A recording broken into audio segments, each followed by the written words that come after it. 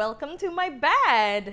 Gue Sisil, kalau misalnya kalian yang baru kenal, hey, hello, welcome to my channel. Gue adalah sex educator, gue adalah orang yang vokal ngomongin soal sex, relationship, dan self-love. Jadi kalau misalnya kalian into that kind of stuff, please feel free to hit the subscribe button dan jangan lupa untuk follow Instagram dan Twitter gue @sizilism. Jadi kalau misalnya di Twitter gue suka nge-shit post sih, cuman kalau di Instagram ya lumayan banyak edukasinya lah. Jadi lo scroll aja, baca-bacain caption gue, baca-bacain konten-konten gue, and I hope those will help you to move forward with your life dan membuat kalian jadi lebih kritis. Today kita bakal ngomongin soal petting.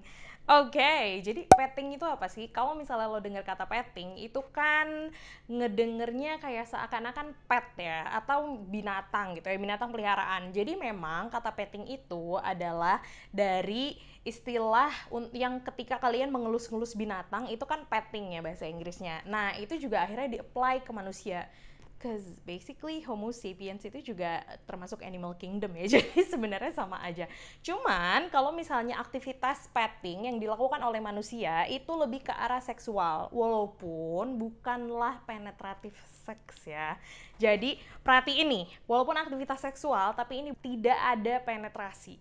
Jadi misalnya nih kayak macam cium-ciuman, peluk-pelukan, terus ada stimulasi puting atau ada stimulasi genital yang dilakukan secara mutual, dilakukan bersama-sama oleh satu pasangan gitu. Jadi kombinasi hal-hal seperti itu tuh disebut petting. Jadi kira-kira paham ya, petting tuh kayak gitu. Dan ini bisa dilakukan dengan atau tanpa pakaian. Jadi ada mereka yang masih menggunakan pakaian dan hanya menggesek-gesek celana dalamnya atau dengan dalemannya. Dan ada juga mereka yang melakukan petting tapi tidak menggunakan pakaian lagi. Jadi di situ sih bedanya. Oke, next kita bakal ngomongin soal pros and cons dari petting and why people are doing it.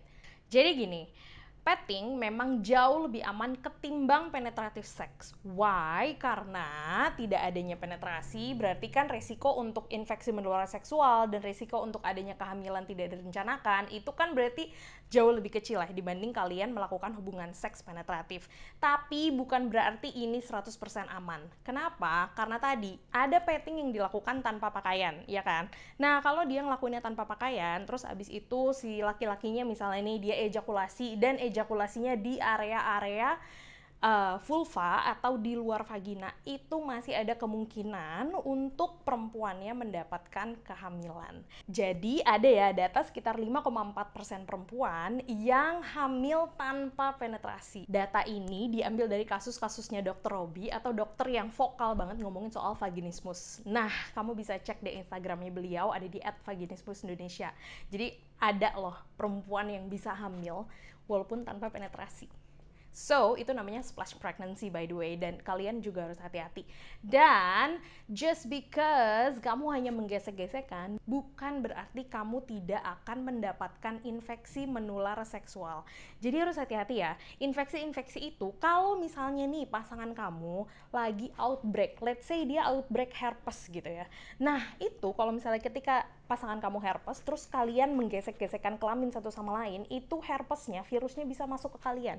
Jadi itu tetap bisa tertular walaupun kalian tidak melakukan penetrasi. Jadi yang kayak gitu-gitu harus hati-hati. Beberapa IMS bisa ditularkan melalui gesekan antara kulit bertemu dengan kulit. Jadi keep in mind dan hati-hati ya guys. Next, yang perlu diperhatikan sebelum melakukan petting. Jadi, it all comes down to your choice, your personal choice. Gue tidak akan menjudge kalian kalau kalian sudah melakukan ini dengan pasangan. That's okay, it's all up to you. Itu masalah personal kalian, itu keputusan personal kalian. Cuman di sini adalah gue memberitahukan kalau petting itu tidak 100% aman ya. Jadi tetap ada risiko-risikonya. Jadi keep in mind kalau tetap ada risiko, jadi edukasikanlah diri kalian sebelum melakukan sesuatu gitu ya. Apalagi hal-hal yang menyangkut soal seksual. Dan juga gue pengen ngasih tahu nih, kalau misalnya kalian pastikanlah sebelum melakukan petting ataupun apapun itu aktivitas seks, pastikan kalian sudah memiliki consent. Consent itu apa? Consent itu adalah kesepakatan di diri kalian sendiri untuk pasangan dan ke pasangan gitu. Jadi kalau misalnya lo sebenarnya nggak mau tapi pasangan maksa,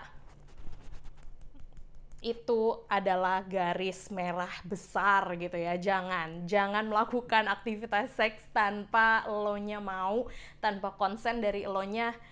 It's not okay. Oke, okay? Jadi pastiin kalau misalnya lo melakukan hal-hal kayak gini, lo udah tahu resikonya dan lo juga akhirnya memutuskan untuk konsen juga ke pasangan lo gitu.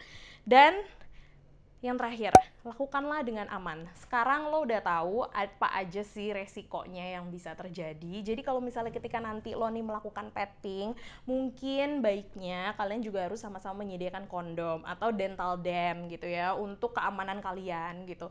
Jadi biarpun kalian tidak melakukan penetratif seks, itu tetap aja kalau misalnya pasangan ejakulasi di area-area sekitar vulva, itu sel spermanya bisa aja masuk ke dalam vagina gitu ya, lari-lari gitu, dia nanti berenang ke dalam vagina.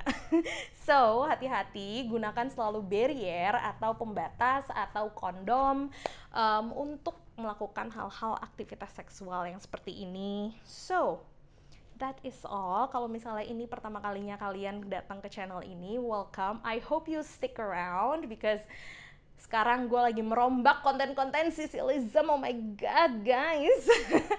So, kalau misalnya kalian ada pertanyaan lanjutan soal petting, I think udah jelas lah ya, apalagi coba. Tapi kalau misalnya kalian ada pertanyaan lagi, boleh silakan komen di bawah atau follow Instagram gue. Nanti kita Q&A di Instagram supaya lebih jelas. Okay, that is all and I hope you guys enjoy this video.